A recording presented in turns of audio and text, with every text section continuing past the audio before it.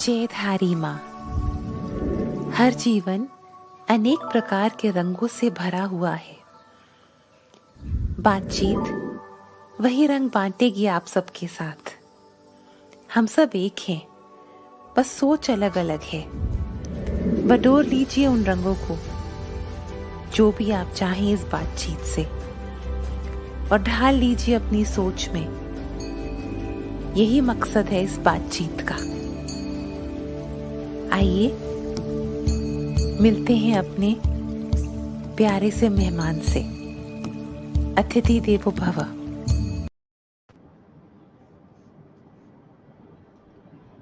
जयधारी माँ। जयधारी माँ। हमारी ऑडियंसेस का स्वागत है। जयधारी माँ आप सबको नमो एंड प्रणाम to everyone's faith, devotion, prayer, form of prayer. आज के हमारे अतिथि हैं लूक कुटिन्हो, मिस्टर लूक कुटिन्हो। चर्चा करेंगे वो आपसे अपने काम के बारे में, अपनी शेयरिंग्स के बारे में बहुत कुछ बताएंगे। He's taking us back to our roots. His dedication to the cause is incredible. वो हमें हमारी एंशिएंट विजडम की तरफ वापस लेके जा रहे हैं। He talks about the wellness of the heart, body, mind, soul, and senses. The senses are as important as the other four factors. He talks about complete wellness. Let's see a video on him and meet him and talk to him. Ji.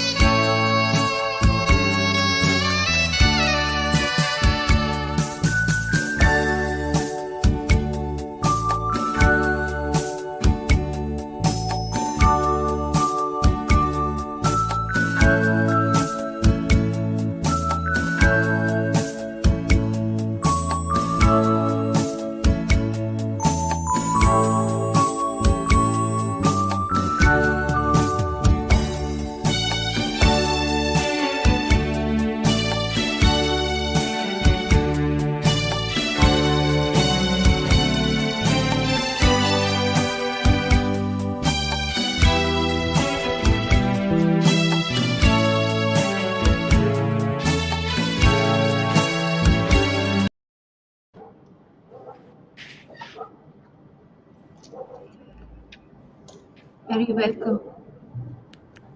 Hi, how are you? All very blessed. Very welcome. Very Thank welcome. you. It's a pleasure to be here. It's a pleasure to Thank be you. here. Thank you. Luke, I read a lovely post of yours in the morning. So basic, so simple. Brush your teeth, do your asanas, get up in the morning, say your prayers, breathe right, sleep right. It's all taking us back to our roots, isn't it? At what point did your journey begin of taking us all back to our roots? Yeah, we try to keep it simple, but actually, my journey began over the last couple of years when I realized that most health problems today are not being solved with complication. We have so much of complication and sophistication when it comes to medical technology, medicines, nutraceuticals, different ways of working out, different sciences around eating. But how come the world is getting sicker and sicker? Is a question that has always played on my mind. When we have access to more content today, more access to more information, why is there more emotional stress, mental stress? With everything that we have, we should be a happier and a healthier world. So it started me thinking on what's missing. And the gap was lifestyle. We're moving too far away from nature and we're moving too far away from the things that worked. So, it got me, back into what are the fundamentals? What is ancient wisdom? While, of course, we have advanced so much in science, and a lot of science today could have also taken care of a lot of problems 20 years back then. But the point is, there was some ancient wisdom. There were certain things that our ancestors were doing the right way to be happier and healthier. So, how can we take those learnings, and integrate it with modern science, modern medicine, and put together a model that can actually reduce the amount of illness and sickness and suffering that we have today, both physical, mental, spiritual, intellectual, all of it? And that's the concept of what our model revolves around: integrative and lifestyle medicine. We're not alternative medicine. We respect allopathy, we respect everything. But the patient is in the center. What works for the patient is right for him. We can't say medicine is bad if it's working. But can the side effects of medicine be handled better? We can't say Ayurveda is bad. It's working. But what are the lifestyle changes should the patient make? And if allopathy is required, how do you integrate the systems? But that is why we have moved recently back to roots, because when a problem's not getting solved, it doesn't mean we start looking for complication.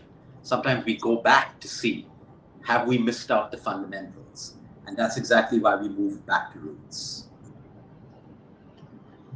Luke, do you want to talk about the 5 pillars of wellness that you insist on and then we build on it?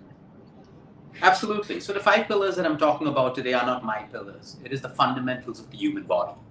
So you see, any IT company, engineering company, anything to work has fundamentals. If the fundamentals work, the system works. And then you can build on it. You can move into complication, advancement. But if the fundamentals are not in place, the most complicated solution or complicated model will continue to break down and fail. So the point is, there are fundamentals of the human body as well. If we can maintain these fundamentals, we can recover better, we can prevent, and we can thrive. If the fundamentals are not in place, then we're constantly looking for quick fixes, things that can give us immediate symptomatic relief. But the root cause of the problem continues to affect us, which is one of the biggest problems, not just in India, but around the globe. Chronic sickness today is people are sick, they're on medication, but they're constantly on medication to keep them from being sick. How do we break that cycle? The symptoms are being treated, but the root cause is not being addressed. Let me give you a simple example. Someone has a headache, you take a medicine, your headache goes.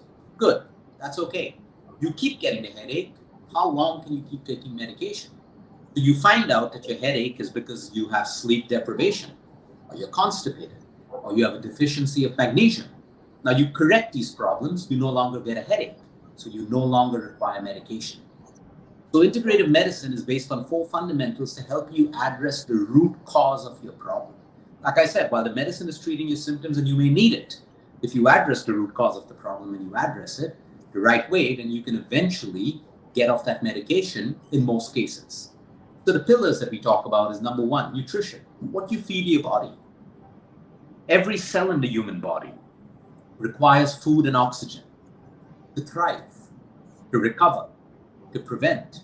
So if I'm feeding myself the right nutrition, that is the right energy, that is the right information to cells to perform its functions. If I'm feeding myself the wrong nutrition, I have the wrong chemical messages going out to my cells. So that's our first fundamental. And we talk about balance. I'm not against keto diets and all of that stuff, but every one of these diets have their place. We cannot use them as shortcuts because every individual is unique. What works for me doesn't have to work for you. So number one is balanced nutrition. In balance, because we are products of nature. Nature works in balance. We work in balance as well. We don't need extremes. We need balance. The second fundamental is exercise. I say adequate because we don't need too much, nor do we need too little. We need the right amount of movement and exercise that suits our unique selves. The third fundamental is sleep. Sleep is everything. More than the quantity, it is the quality of sleep that matters. If we're sleep deprived, today's sleep deprivation is connected with every disease, every single disease, ranging from a hormonal imbalance to a cancer to an Alzheimer's, you name it. So sleep is one of our important fundamentals. The fourth is your emotional state of mind.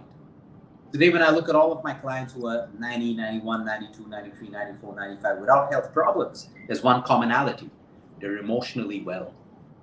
The emotional state of mind determines the physical state of body as well. So we look at emotional health as well. And the fifth fundamental is the spirit that each and every one of us have. We all have a spirit within us. That's why we're spiritual beings. If the spirit is in harmony, your health works the right way. If our spirit is in disharmony, we invite disease, or we're more vulnerable to disease that can affect us. So these are the five fundamentals that we have. You're talking about a very important factor also. That's about listening to your body, listening to your heart, listening to your soul. I have observed that in my mother since I was a little girl. She has a rhythm to her day. She has a rhythm rituals to her day, and she listens to her body and eats accordingly. And she gives that nutrition to her body. Mommy, you want to talk about it, and then we take it to Luke? How lovely hearing you, Luke. Pleasure to be here. Pleasure. It's good that it's but wonderful when I heard you, studied you. I felt good because I was doing unknowingly what you're saying is the right pillars. I think I was surprised myself because I didn't research the way you did.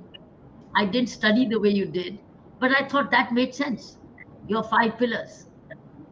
That made my life more organized and disciplined and fit and enduring and enjoyable. Enjoying the work in uniform while being fit, while being happy, not being stressful, while not giving stress to others. That's for them to choose. But I think it's very interesting what you said. Tell me, were our ancestors not stressed up? Because these days we're all very in a hurry and we are stressed up. We got so much more to do, difficult choices to make.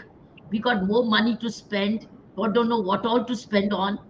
And we are short of time. We want to do more, but we're short of time, right? I think what was the difference between our ancestors and us now, as far as time is concerned, environment is concerned? Could you? Absolutely, ma'am. It's a pleasure. And, in my line of work, I have the privilege to talk to people in their 90s. I have the privilege to talk to patients who are dying as well, who are aged, 80, 70, sometimes 60 and 50 as well. And I always like to have conversations because, we always go with data. Why wasn't cancer rampant, diabetes rampant, heart attacks rampant with our ancestors? Okay, why is it rampant now? Because these are lifestyle diseases. Out of 100% of the diseases, 4 to 6% are highly genetic. No matter what we do, we can get it. But the balance 94%, they are categorized today as lifestyle diseases, which means they're caused by poor lifestyle. The beauty is they can also be reversed or made better with a change in lifestyle. Now, when we go back to our ancestors, of course they had stress. I speak to so many of them. They had a different kind of stress, very different from us. They had the stress about finding food, money for their children, protection of their children from animals in villages. When I talk to them, it's a very different kind of a stress. But they adapted. They accepted that this is what it is. And when there's acceptance, there's action. So they started building models around that to make it better, to make it safer, or to thrive. They also didn't have as much as we did today, not just in terms of money. So there was simplicity in their life. Think about it. Our ancestors never had phones to keep in touch with one another, but yet they were happier people. They were not worried all the time. They trusted the process of life. That's where religion and spirituality grounded them, to trust that your child who's on a ship to London will be looked after. You can be on a phone, you can be on FaceTime or WhatsApp. So it was a very different mindset and perception.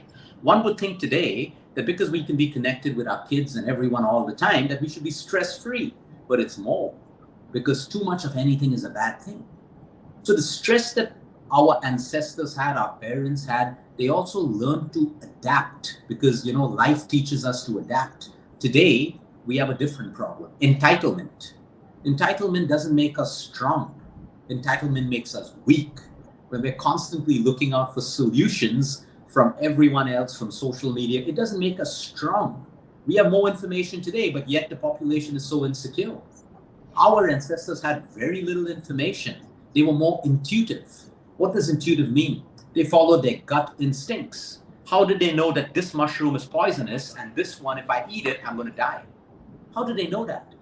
There were deaths, maybe through trial and error, but instinct. They looked at animals. Which animal eats this? What happens? So they lived very aligned with nature. And with nature, we naturally thrive. Today, when we're amidst AI and algorithms and everything that thinks it can be smarter than a human being and never will be, the point is we've lost inner connect with our intuition. That inner voice is the most powerful and intelligent voice. I speak many times to my doctors who work, surgeons in the US and all of them, and though everyone is science-based, goes by the book, you know that 99% of the surgeons, when they have a body open in front of them, they will use instinct most of the time to decide, should I cut this? Should I leave this? Should I do that? They don't follow the book. They follow the book for anatomy, for theory, but instinct. Where does that instinct? And that instinct separates the best surgeon from a mediocre surgeon, the best doctor from a mediocre doctor. Instinct is everything. So you see, when today all of us start to listen to the voice in us, I'm telling you, most people let's take for example, the most people who want to fix their weight or disease, they already know what they need to do, but they're not doing it because they're looking for instant gratification, quick fixes, complication. Like if sleep deprivation could solve 90% of the problems, the simple solution would be sleep. But no, we don't want to do that, right? Because we want to find out, is there another way to do it without me sleeping? So the point is, we miss the fundamentals because the world has complicated our thinking. And that's why we have so much of stress. But if we have, in most relationships today, every partner knows what they should do and what they shouldn't do to make their relationship better. Everyone knows, but they're not doing the basics. They want complication. They want therapy. They want everything. I'm not against that, but have you got the fundamentals right? Are you listening to what your heart's telling you? You don't need to ask 10 people on social media or 10 friends whether you should divorce your husband or wife, or whether you should kiss your boyfriend, or whether you should do this or not. That needs to come from within. If you ask 10 people, you're getting 10 opinions which are based on their experiences of life. It doesn't have to be the right one for you. So you see, this is the difference between our ancestors and us. They adapted. The generations before us went through World War I, World War II. They went through famines, depressions, all of that stuff. Did they crumble emotionally? They adapted because the human spirit and body and mind has the ability to adapt. But today, it's not about adapting. It's about being comfortable. Everyone's trying to make everyone comfortable. We lose our ability and our survival instincts to adapt. And when that happens, the system breaks inside of us and outside of us. And that's exactly what's happening today. So these are my observations to answer the question that you asked me. Lovely. How wonderful. How basic, but how very fundamentally true. Very basic, but substantially true. Is it to value time? What happened with the way they use their time? How does a time today, modern person use time 24 hours? And how did our ancestor use time 24 hours? Have you realized, have you seen a difference? You said a lot. Absolutely. Let's look at the way they use the time 24 hours, the morning, the afternoon, the evening, and the night. This is a brilliant question. See, our ancestors had purpose. Even if that purpose was getting a meal on the table, cooking a meal, going out to search food, going out to do there was a purpose, intention, and time. Purpose. I always give the example to people who say, I don't have time today. You have time. You've just not organized it. Why do schools work? They follow a timetable. And that's why you can finish the curriculum in a particular time. Why does the Army, the Navy, the police force, the Air Force work? Timetable. Today, no one wants to organize their time. And that's why people, when I sit with some of my clients who are billionaires, and they say, Luke, I have no time to work out. I make them sit. And by the time we finish an exercise in 10 minutes, they have 4 to 5 hours to spare. Where did that 4 to 5 hours come from? Time wasters. Picking up the phone, unnecessarily scrolling, unnecessary conversations because you've not planned. There's no purpose. If I wake up and I plan, these are the things I need to do today. Okay, I have a purpose that I follow. Anything that comes up, something maybe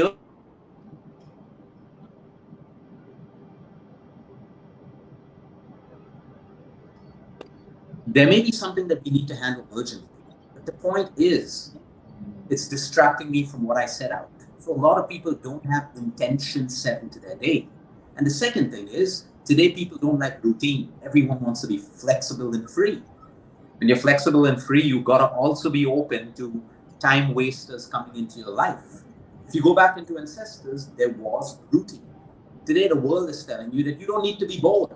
Let's give you more and more entertainment. So we are programmed to think that routine is boring. But when you have routine, you save all of your time. So for example, we have 24 hours in a day. Let's say, I'll talk about my schedule. 8 hours of sleep. That's what my body needs. I need 8 hours to function. So I actually don't have a 24-hour day. I have a 16-hour day. Now, how can I be effective with 16 hours? To see my patients, exercise, me time, family time, parent time. So I work with a budget of 16 hours and I make it work. On most days, it'll be successful. Some days you have added things that come up and you may lose time or you may have to sacrifice something out of that 16 hours to make it work. But the point is, like a budget, like a P&L statement. If you do not budget your time, you are losing it. So most people have time. They have time. They just don't know where it's going. And again, priority.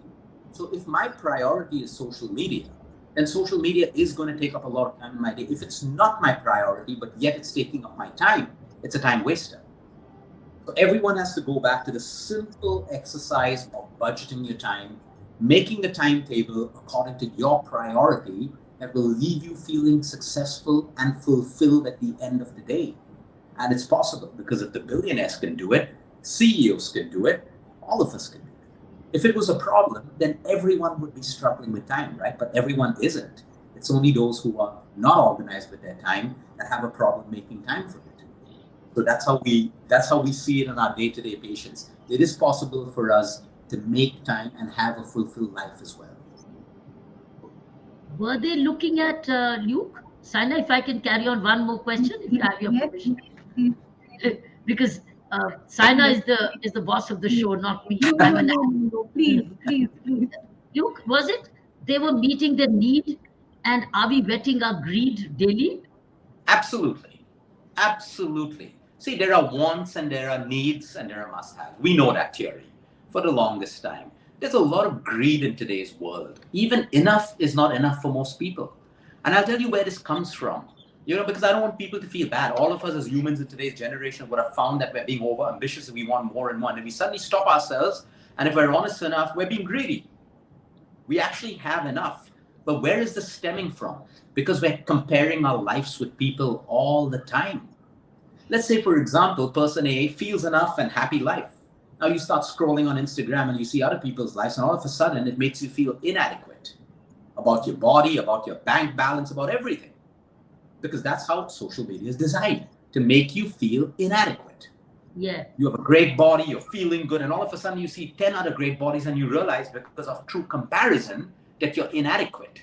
And that's where our source of suffering and misery starts. That's where greed starts. We can be ambitious. There's nothing wrong with being ambitious. In fact, I had a conversation yesterday with a billionaire. I said, how much more? How much more? When are you going to stop and enjoy what you have? So he said, Luke, I have enough. It's not about money. It's the thrill of doing business. So I said, that's great. But now, if it's only the thrill of making business, can you start making time for your health as well? Right? So you can't shave off a couple of $1 million deals to make time for your health because you're not going to be able to enjoy your billions if that's your goal. And he said, that's a very good point. So the point is we can be ambitious, but if we want to take more onto our plate, are we preparing ourselves physically, mentally, emotionally, and spiritually? So it's like the Army again, the Navy and the Air Force. The enemy is constantly getting stronger. That's why the Army, Navy, and Air Force, even if there's no war, they are constantly training every day, studying every day, because they got to be strong if the enemy is getting stronger. So today in a hard world, if I want to take on more and more, and I'm up against pollution and pesticides and food, there's only one solution. Am I making my body and my mind stronger to handle what we have around as potential threats? If I'm not, I'm succumbing with disease and emotional breakdown. So have it all. I'm not stopping you. But if you're doing it at the cost of your health, it is not success. It is failure. It is absolute failure. In the business world, you may be successful. And who are these people who will be enchanted by your lifestyle? The ones who are only focused on money. So they become your role model. But the right role models are the ones who can do everything. Provide for their families, have wealth, give back, maintain health. All of these things together is what the definition of true success should be. We have a lot of people today who are rich and they die of a heart attack. Really, they were only successful while they were alive. They're not an example anymore. So the point is, what legacy do each and every one of us want? What legacy does the billionaire, the successful businessman want to leave behind? That you can build wealth and also maintain health and enjoy your time on this planet. If you just made wealth and everyone's crazy about you and you die of a heart attack and now you have, like no one's talking about you anymore, what legacy did you leave? So it's very important for us to understand that greed, I love what you said, it is a world of greed, period. It's in all of us. Sometimes I find it creeping in me. And because of my mindfulness practice, I remind myself, Luke, this is now greed. Step back, look, because we're human. I'm not ashamed to say that.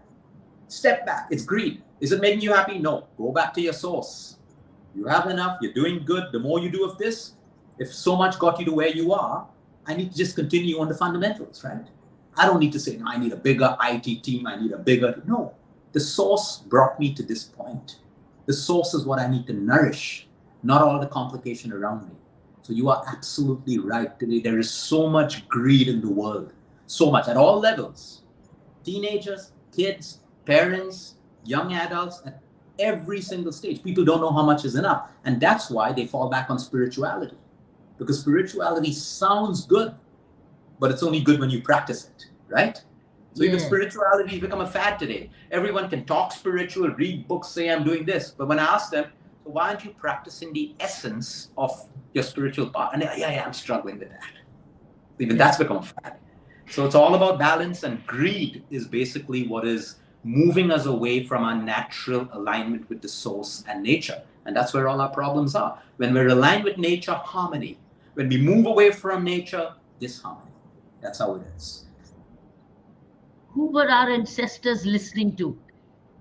Who were our ancestors listening to comparatively? Who are we listening to? And who are our ancestors listening to?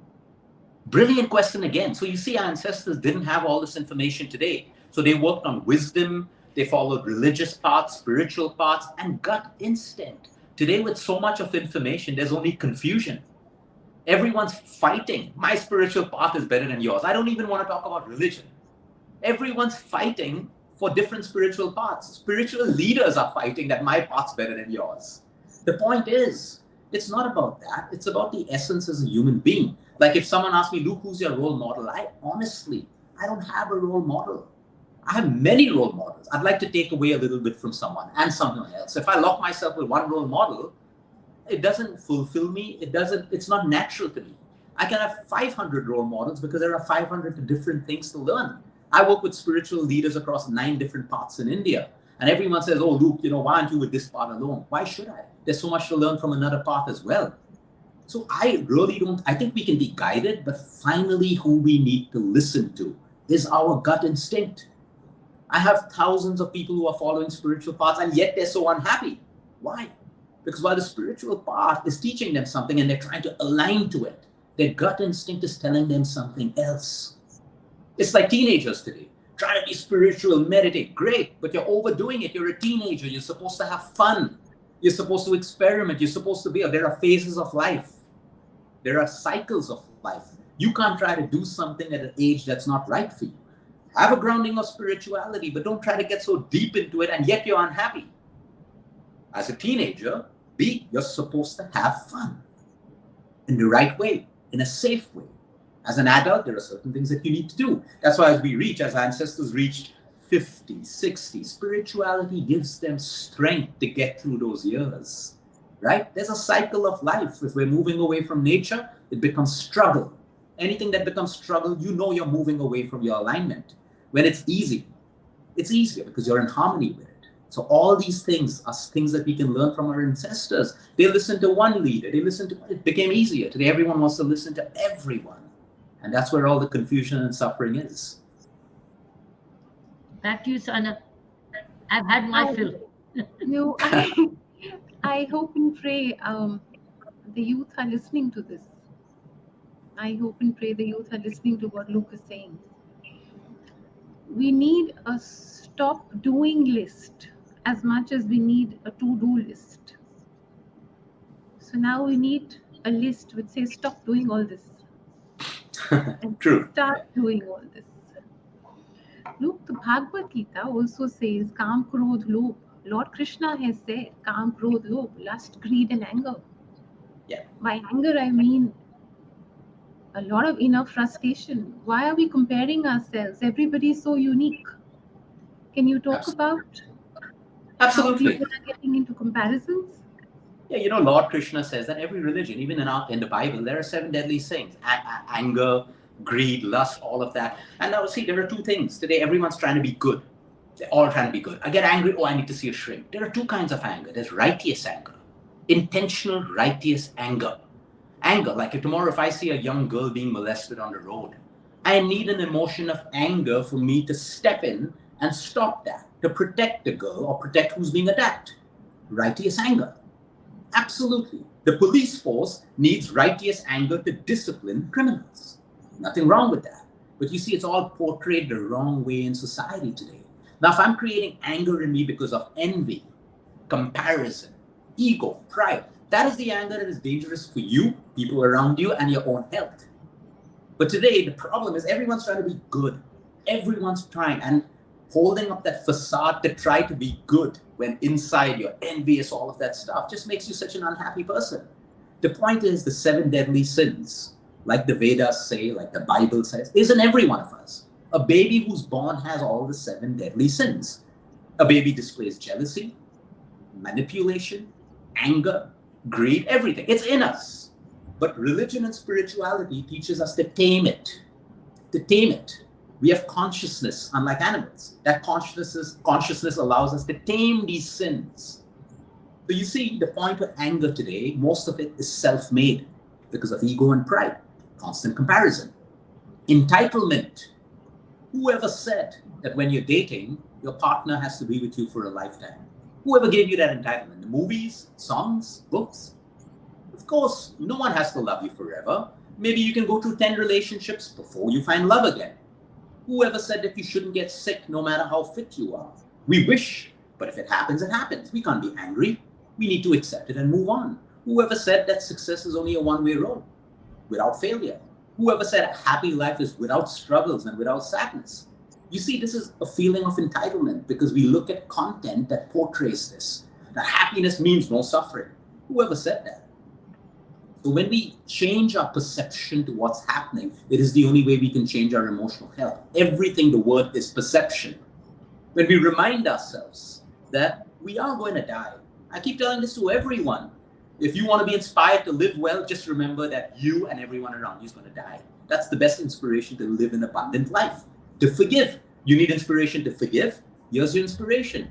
You, everyone's going to die. Why you want to hold a grudge? It's difficult. It's not easy. I'm agreeing to that. But stop the process because it's hurting you. So you see, a lot of emotional problems today is made because of this perception. We feel entitled all the time. We feel that life has to only work for us. And when it's working for us, we're on the top of the world. But the moment it doesn't work for us, we emotionally crumble. And that's the thing happening in the world of parenting today. Difference between parenting and ancestors and now. Because parents are constantly telling their kids, you're the best, you're loved, you're whatever. Which is good, but prepare them for the real world. Because the moment they step out into the real world, no one gives a damn about them. People are going to tell them, who cares about you? It's a cruel world. And then they crumble. Because they've grown up thinking that, oh, everyone has to love me, I'm protected, I'm pampered, and all of that stuff. And that's why we have a breakdown in the emotional system today. It's making people too soft. There's nothing wrong with being soft, but there's everything wrong with being soft in a world that is hard. So while we can teach compassion and empathy, we also need to teach strength, values, courage, adversity, resilience. And then the system corrects itself. Because again, why did the system work 15 to 20 years ago? Why is it breaking down today? So you got to look at the data and the statistics. It's because people have become too soft. Policies and rules have become too lenient. It's allowing where there needs to be a rule, there needs to be a rule. But the point is, how we do it with compassion, with empathy, that's the difference. That's the difference. So these are the things I'm talking to you based on the kind of patients that we see today. Someone on antidepressants because his girlfriend said that I don't want to be with you anymore. And the boy is like, oh, she's my life. She's good. Go through the grief. It's hard. Heartbreak is hard. But it's about time you start getting out of it and knowing that there are other girls or other boys that you can't get in touch with. You have to lead them on that path. But what's the world, most of the world doing? Oh, you're depressed. Come to me. Speak your story to me every week. Yeah, take this pill. You'll feel better. I'm not against medicine for this, but can you counsel them to also toughen up? Because that's what they need. Let's go back to schools before. Bullying is more rampant today with psychological disorders that follow. What happened in school before? You bullied, you punched, okay, mom came to school, dad, all of that over.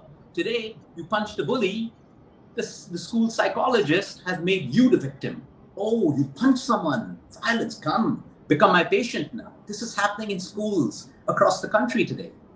So the point is, we've disabled the self-defense at an emotional and physical level of a child. So the child, whenever is hit with adversity in life, needs therapy, needs a shrink, needs medicine, needs drugs, needs alcohol. And that's why everything I'm talking about is on the rise today, despite being in a world where we have everything, comfort, content, and all of these things. So, anger, when people are angry, I always say, ask yourself, what is your source of anger? If it's righteous, great. You can watch the news, find something's not working out, you'll feel anger in your heart. But my point is, every other kind of anger which is becoming chronic, every day you're angry, every day you're snappy, every day you're frustrated. The problem is within you. And only you can solve it by stopping to compare yourself, facing fears, accepting certain things about life, changing perceptions and belief systems that you built up to protect yourself, lowering the ego and pride. All of these come together. And that's the gap that I see in today's world. What were the methods of self-watch earlier and methods of self-watch now?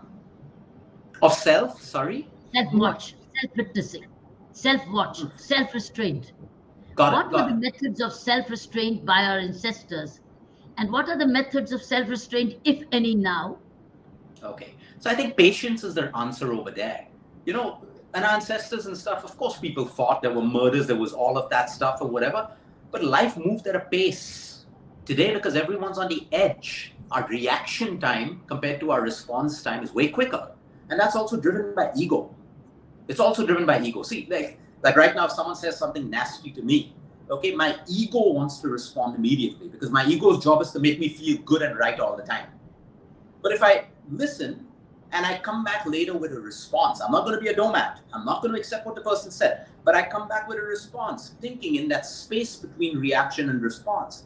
Maybe this person's having a bad day. Maybe he just doesn't like me. I will still respond.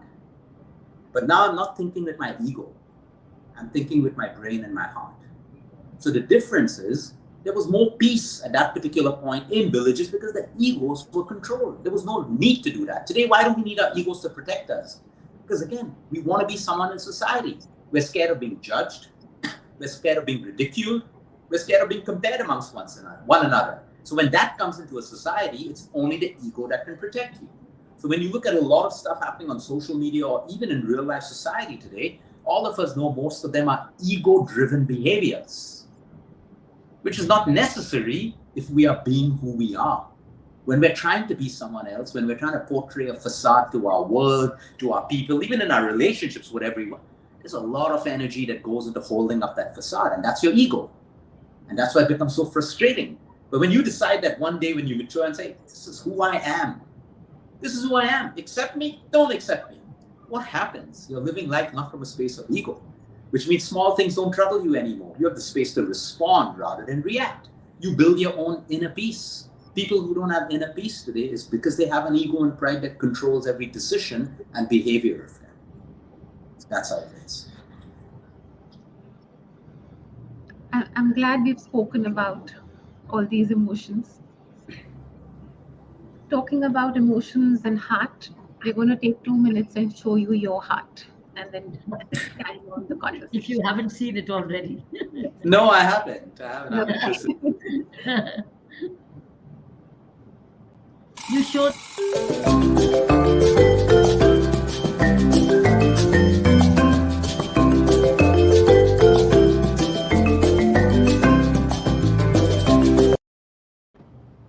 See, you show others their heart.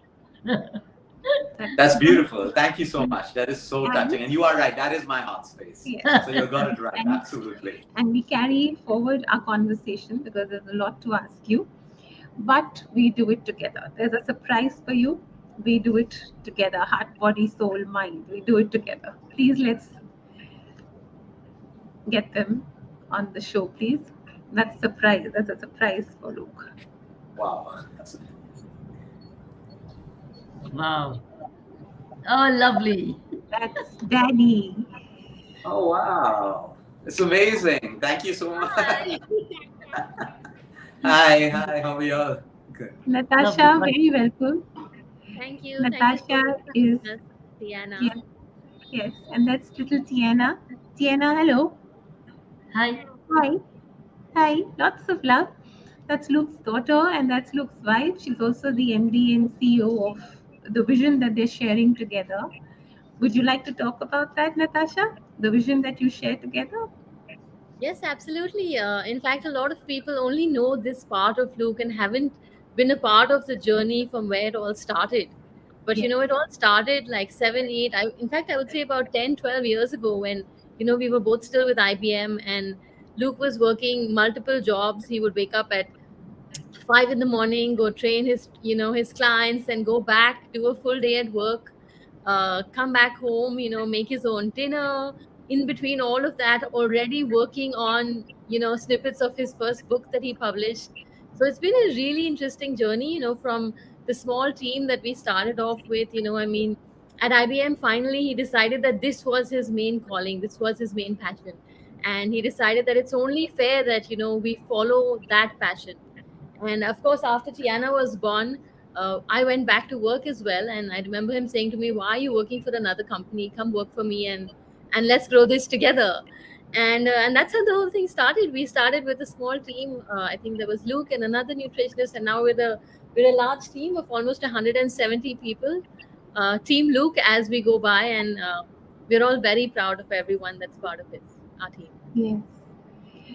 Tiana, sweetheart, you want to say something? Or Daddy and Mommy? Oh, Daddy, what they don't know. Daddy's actually very good on the camera, but actually he's a naughty daddy. Naughty Daddy. Now tell Thanks, us, Tiana. what makes Daddy naughty? Tell us. At night he goes and we always play funny games and sometimes on the weekend, Daddy goes to the fridge in the middle of the night to eat something. He raids the That's the secret out. Bless He you. picks a chocolate. He picks a hidden chocolate for himself. Maybe he's hidden a nice Couple chocolate. of them, actually. Couple of them. Yeah. Couple of them. So now we know what you like, Luke, on the sly. Some chocolates. That's wonderful. Oh, who's that, That's- Tiana? That's Sneaky. your cat. Yes. What's her name? Sneaky. Sneaky. Yeah, that's our Hello, new pussycat. Sneaky. Pussycat. Say hi. Get Sneaky on the show. Hi. Sneaky, hi. Meow. Meow. That's Sneaky. Tiana, Lord bless you. Do you pray with Daddy together? Do you pray with Mommy and Daddy? Yes. Yes. What do you pray? How do you pray? What do you pray? Just sit down and pray. Sneaky, stop scratching. How do we Okay. normally pray? We normally at the end of the day before going to bed, we all get into bed. We of course put her to bed a lot earlier, so we all sit in bed and we don't normally just pray, but we basically thank the Lord for everything that we're grateful for today. So we try to find 3, 4, 5 things. Sometimes it could be just 1 or 2 things, but something that we're grateful for. Of course, always our own health, our parents' health and well-being. But that's something we normally do every day before going to bed at night. That's beautiful. You promote families eating together, coming together for dinner. How much do you promote that? Where families do dine together, not late night dinners outside all the time, formal dinners, official dinners, but home dinners where they dine together and then they pray together. How often do you find that missing? 100%. We promote that because today a lot of families, it'll actually build a culture of health and togetherness in families. If families eat together, because if you're not eating together, then your distraction becomes the phone or the TV, which you shouldn't be doing when you're eating together. And since most families today, people are working, no one's connected, at least these meal times or one meal time in a day, it's nice for the family to get together, eat together. And especially if you have children, because your children are watching what you eat. It's very important. Rather than the parents telling the children to eat greens and order them what to do, when they see you eating it, it becomes part of the family culture automatically. So we absolutely promote people eating together, praying together, something I've learned from my dad and mom. We always said the rosary throughout our lifetime. So I think it's also nice to do it together because you get that time to align and it builds an energy. Everything in life is an energy. So yes, 100% is what we promote that actually and encourage people to. And the cooking? Who cooks? Is it gender boxed or is it gender neutral? It's gender neutral, to be quite honest. I love to cook. Natasha doesn't like to cook at all. We have someone to help us because I can't obviously cook all the time. But yeah, we have someone who helps, at home to cook for us. Ideally, that's how it is. Basically. Yeah. You promote that gender neutral cooking home? I don't bring in the gender neutral thing. I just try to tell people, and a lot of men and women, that learn how to cook. It's not about me being in the kitchen. It's a survival skill.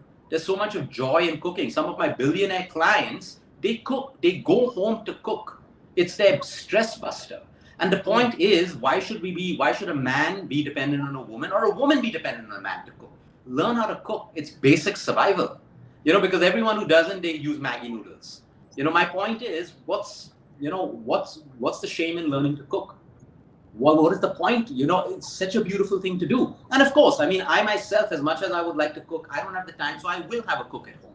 But the point is, if my cook isn't there tomorrow, I can still cook. I can cook for my entire family. For days if I have to, we will eat food. I don't have to Swiggy or Zomato because I can cook. I still may Swiggy and Zomato if I want to eat outside food, but I can still cook. It's something that I believe children should be taught in school, boys and girls. It's not a gender thing. It's about individuality and it's about having a skill to cook so you're not dependent. Otherwise, you have an excuse. Men go abroad and stuff. Oh, I can't cook, so I'm eating junk. That's an excuse. Learn to cook. I have men who are 45 who have learned to cook. I have women who are 45 who have learned to cook. So a lot of women have, even if they want to cook today, they don't cook because they believe that they've been pushed into that whole gender thing that, oh, why should I cook? The point is, move out of that frame of mind. Cook because you love it. not because you have to. Because you're in Yeah. control of the oil that you use, you're in control of the ingredients. It's not a man-woman kind of a thing anymore. It's about you being able to select your ingredients, cook it, and of course, if you don't have the time, have a cook. But it shouldn't become a man-woman, woman-man thing. I believe everyone. I'm going to teach my daughter how to cook. She should know how to make the basics. Even if I have a cook, the cook has already taught my daughter how to make a simple dal, all of that, and she cooks, and she loves cooking. So the point is, we can do it. It's not something that we get to choose. We should know how to cook, at least the basics. That's what I believe. Lovely. Can we do a little Baatcheet with Tiana? Tiana, this is a little Baatcheet with you. What's your favorite color? Purple. Purple. Wow. And which is your favorite place to go to? Goa? Cool. No, Australia. Australia. Australia. Australia? Lovely. Lovely. And what's your favorite subject? Writer's workshop. Writing. No, writer's workshop. Writing. And you like reading or watching I like to read and watch. and watching? Okay. And Daddy said you know how to cook a little dal? No, I know how to make prawn risotto and eggs. She's showing off now, yeah? Photo. But she makes an amazing prawn risotto. Her prawn risotto is unbelievable. Unbelievable. So, Tiana, Daddy is saying that the prawn risotto you make is unbelievable. Yummy. Auntie is a vegetarian. But auntie Make a is- mushroom risotto for auntie. you can make a mushroom risotto for her, right? Is it prawn vegetarian? No, prawn is seafood. prawn is seafood, but that's lovely. The Lord bless your family. Coming to a little question, this is what's coming to my mind. You all of you, both of you are into sharing your gift and giving care. How important is the energy and the love a caregiver holds in their heart? How important is the energy of the caregiver? So I think the energy is, everything is energy. So if I start off my day on a bad note, okay, because for example, Natasha and I have had a fight, okay, I'm giving you an example. The energy that I can give my patients is completely different from the day when I start my day off well. Absolutely. So as a caregiver, a doctor, a surgeon, and I speak to this about all my counterparts. We have pediatric surgeons in Canada. They all say the same thing, which is why it is so important for us to be able to disconnect the two. It's the same thing with my nutritionists. I just gave you my example because I like leading by example. It's the same thing with my nutritionists and doctors. If they've had fights with their spouses or parents, they have a miserable day giving that energy to their patients. You know, so everything is energy. Every single thing is energy. So I believe that we are responsible for our own energy, and we have to build environments around us, because that, imagine if that energy changes me, what's it doing to a patient? A patient who is in an environment of poor energy, constant fights, toxic relationships, they can never heal. They can never get better, right? So your question about energy is so dynamic. We have to learn how to create it. That's why mindfulness, forgiveness, letting go, or making changes. Sometimes you've got to make changes in a toxic relationship only that you can, so that you can maintain your own energy, where you need to use it to create energies in other people's life. So that's how the principle of energy works. And there's never going to be a perfect world where your energy is going to be all good all the time. You've got to work towards it. And that's the hardest part of a job, you know, of a doctor, of a nutritionist, of a caregiver, or that's the hardest part, because the patient is dependent on your energy. So you have that whole burden of trying to, you know, you gotta maintain that energy right through. And that's how it is. It's a brilliant question. Thanks for asking that. I mean, if Natasha wants to answer that as well, I'm sure she can. Yes, Natasha, please. I think Luke rightly said it, you know, like Luke and I think all of our team of nutritionists that are actually dealing with clients, you know, when you're already dealing with someone that needs help or needs support, your own frame of mind is so important. I can't motivate somebody if I'm not feeling motivated myself. So I think us as a back-end team as well, you know, we're constantly trying to make things easier for them so that they're not stressed out at work. They're, you know, able to maintain their own work-life balance. And we're not a corporate structure in any way. We're trying to be as non-corporate, so as flexible as possible. In fact, out of about out of about 164 people that work with us, I think almost 160 of them would be women, all working moms, some of them married, some of them not, some of them with kids. So the fact that we can give them that platform as well, where they can, feel accomplished in life as well as run their homes and their families, is really good.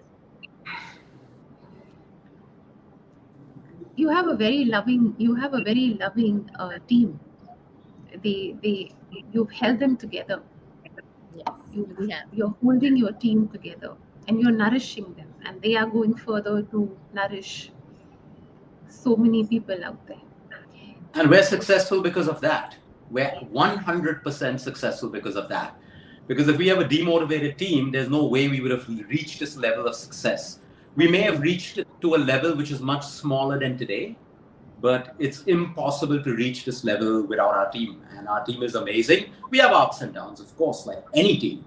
But I think we have one of the most amazing teams, and that's why we are successful. That is why they are successful, and most importantly, that's why our patients are successful.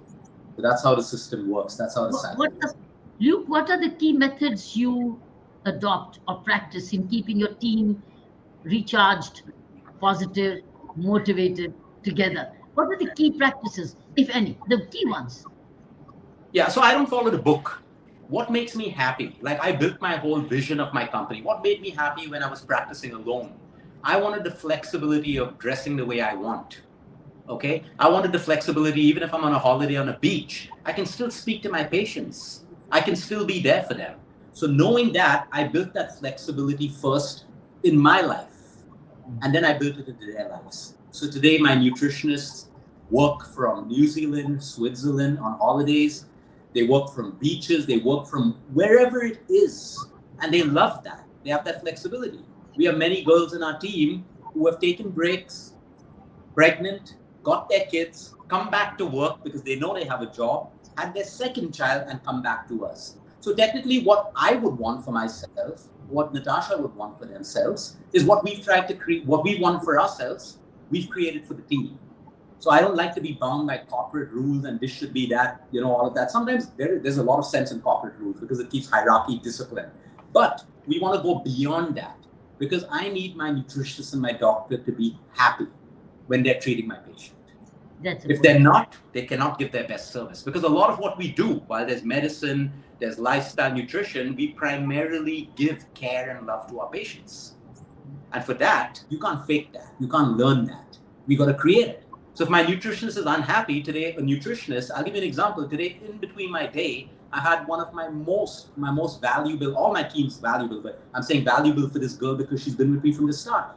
She called me up and she said, I need to speak with you. And I spent 2 hours with her because she was going through certain problems. And she said, Luke, I need to be happy if I need to continue being the best. So we spent that time, we worked with her. And that's what we continue doing because our next goal is our next patient. It's as simple as that. So we're as flexible as we can. I try to stay away from the corporate part of structures because I never liked it. And I don't like rules. But I follow the rules. I'm speaking to an ex-inspector and all of that stuff. Don't get me wrong. But yeah, I'm the kind of guy, if someone puts a rule, I look for 10 ways to break it first. Because I don't like to be controlled by a rule. I'll look for 10 ways to break it. And that's what's made me successful at my job. So when someone says this is an impossible cancer case, I will find a way to solve that problem. So, the point is we've tried to be lenient, yet disciplined, yet assertive, and that's what's worked for us. That's what worked for us. And there's one thing that I keep reminding my team, while you can, as organizations grow, people want more money, and that's absolutely yes. Our payment model for 90% of our team is the most unique concept that we have in India. If I make money, my nutritionist and doctor makes money. How does that work? They're not on fixed salaries. So if we get more patients, they're making more money. So my nutritionist, my highest paid nutritionist example could make 5 lakhs a month based on how we do. So if we do a good job with a patient, that patient tells 10 other people. Those 10 people come to us.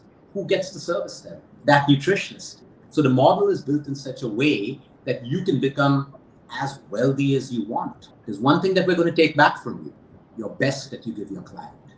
So that's the model we work on, and it's a successful model. At the end of the day, if I'm growing, my team grows. So the people who don't grow, don't grow. The people who grow, grow. There's always going to be two kinds of people. So it becomes an inspiring model by itself.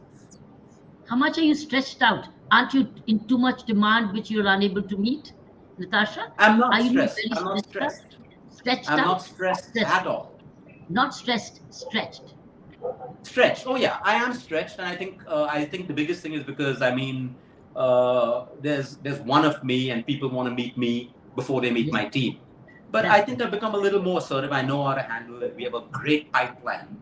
So now people know that pipeline. So they know that as long as we spoke to Luke for 5 minutes, we go to your team. But give me that 5 minutes. Right. So some days are stretched because you have ad hoc cancer cases. Someone gets diagnosed, and of course, there's so much trauma with that. They want to speak. They want some reassurance. So those days are a little bit stretched. We have patients in, London and New York, East Coast, West Coast. So sometimes the nights get stretched. But it's a beautiful model. I don't see it as a problem. There's always a solution. Build a bigger team. So we look at putting people in Dubai, in the US, and so they can handle those people. There's always a solution. So I don't think I'm stretched. There are days which are stretched, and then there are days which are brilliant. So that's what life is, right? It's going to have Do you everything. do induction? Luke, do you do an induction any induction in the team? Or they just walk in and you get them going? Do a little induction because they need to be understanding you. There's a lot of induction. There's a lot of unlearning because a lot of nutritionists and doctors come with a fixed mindset. I was taught about this. Carbs are bad. Sugar is bad. This is bad. So we need to make them unlearn. So our training is very, very rigorous. Our induction process is beautiful. They get to know us. At any given point, there are 100 nutritionists who are waiting to work with us. There are innumerable doctors who want to work with us. But in our line of work, if they're willing to unlearn, if they're willing to, be beyond the system, we don't need the most qualified people. I need the most passionate people who have skill and will. And that's how our induction model works. So yes, there's a lot of training that happens literally every week because we constantly learn. Disease is changing. Lifestyles are changing. So we can't go by our system, which was 9 years ago. It's changed. It's all different. So we have to keep learning and we have to keep training.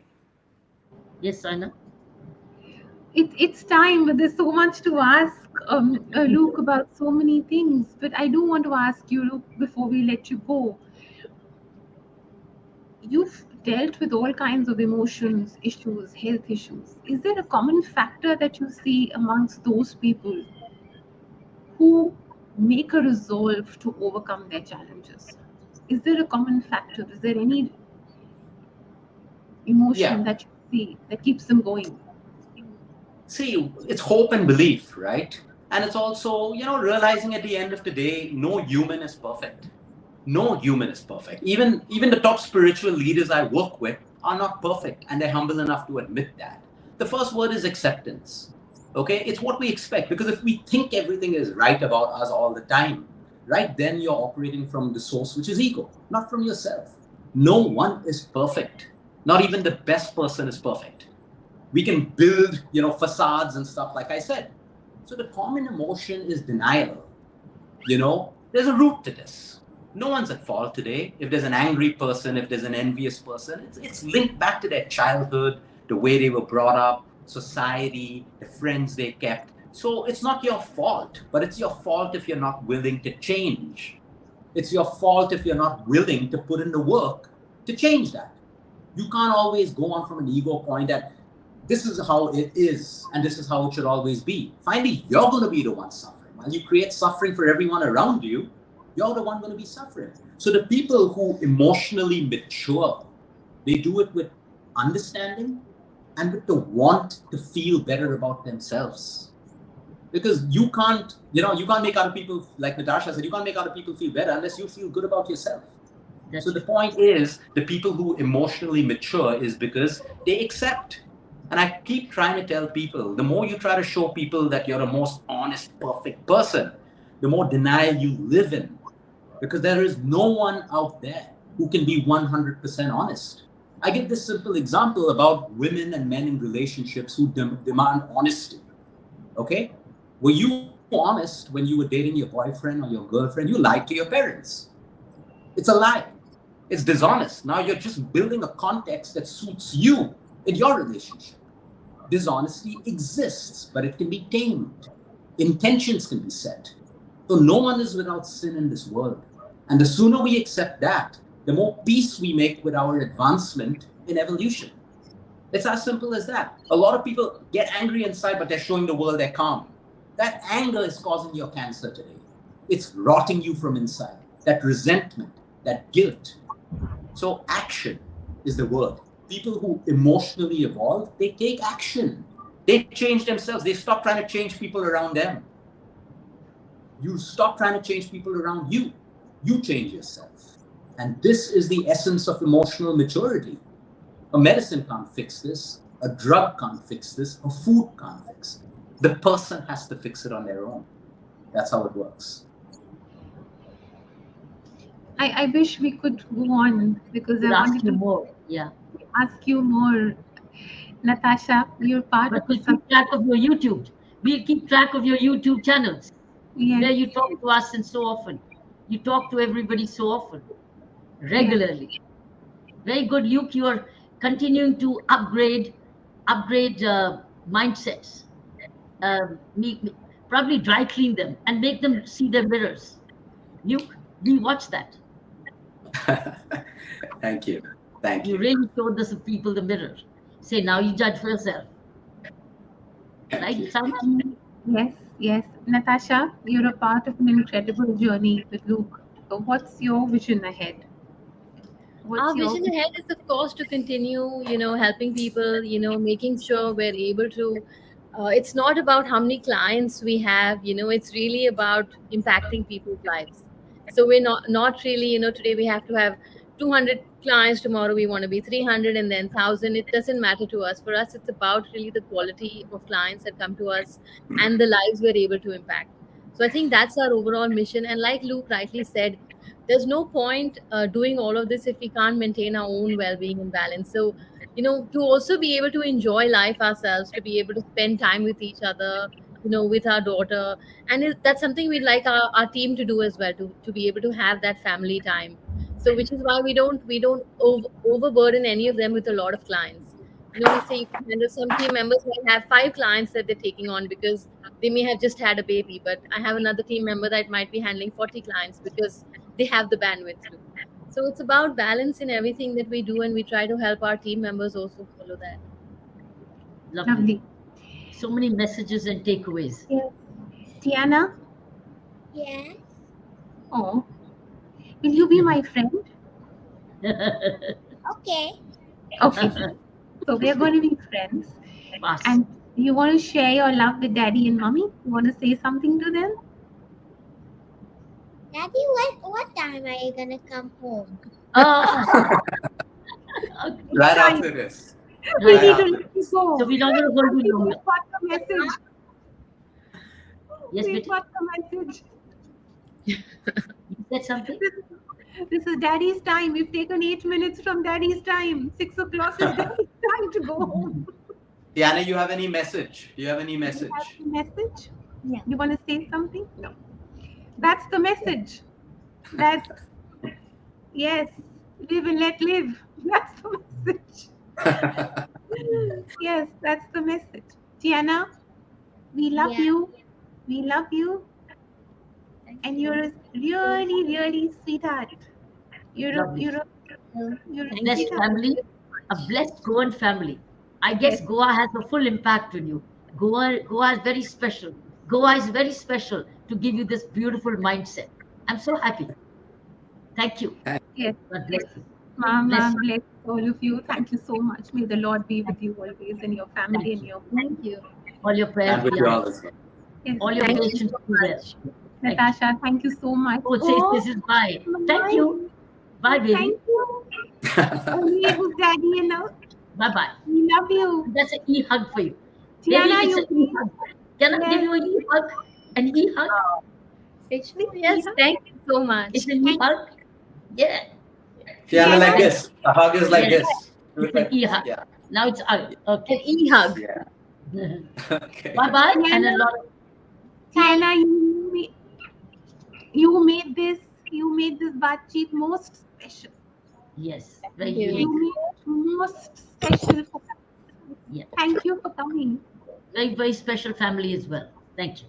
Yes. Very Thank blessed. you. Thank you for having us. Thank you for God, having may us. the Lord Yeah. bless them. Thank you. He हमारी says, audience keep saying Sneaky says bye to you except he's sleeping. Yes, she's sleeping. What did you say? Lot of her little catty is sleeping. Okay, okay. Yes, We she's won't sleeping. disturb her now. And Daddy No. should be home soon now. Go Daddy ahead. should be now home. This is not right. Daddy should be home. Daddy should always be home. And Ma bless the family. May Lord bless the home and family. हमारी you. Audiences का बहुत बहुत शुक्रिया कि आप हमें join करें और और आपने आज कितना कुछ सीखा, आज कितना कुछ सीखा ल्यूक से. सीखा पर आपने एक बात आज सीखी, nothing is going to work until you do. So make the resolve and put in the work, put in the prayers, put in the effort, put in the love. And put it's in not your heart. mysterious. Just be simple. True. Just be Absolutely. honest and Go simple. back to And be at peace. Be at peace with yourself. And be go giving. back to your roots. See Go all back these to values. your roots. Ji. Thank you. Ji. Thank you. Thank you. Bye. Bye, everyone. See you. Lots of love. Lots of love. Thank you. हमारी audiences का बहुत बहुत शुक्रिया. जय धारी माँ. मिलेंगे अगले महीने आप.